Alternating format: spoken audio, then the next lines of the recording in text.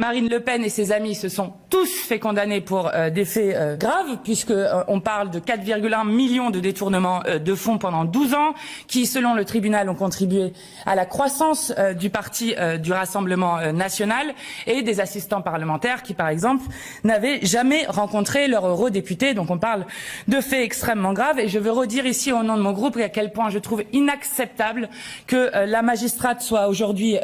sous protection policière. Je veux lui redire et lui apporter tout le soutien de notre groupe parlementaire face à ces menaces qui sont les méthodes de l'extrême droite et qui sont des méthodes évidemment inacceptables.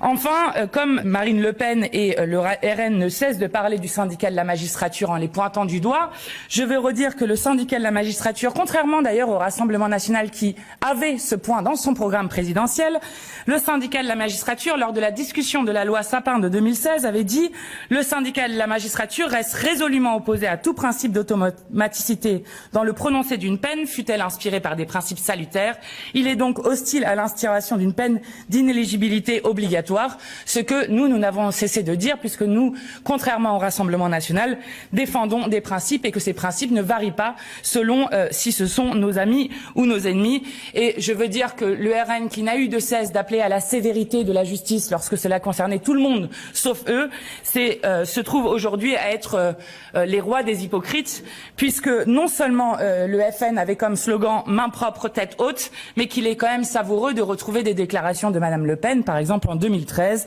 qui disait « Quand allons-nous tirer les leçons et mettre en place l'inéligibilité à vie pour tous ceux qui ont commis des infractions grâce ou à l'occasion de leur mandat ?» Et elle parlait à cette occasion notamment de détournement de fonds publics, exactement ce dont ils sont accusés, ou encore d'emploi fictif. Quant à Jordan Bardella, il faut chercher moins loin. En 2024, ne pas avoir de condamnation à son casier judiciaire est pour moi une règle numéro 1 lorsque l'on souhaite être parlementaire de la République. Et je veux dire que je trouve particulièrement scandaleux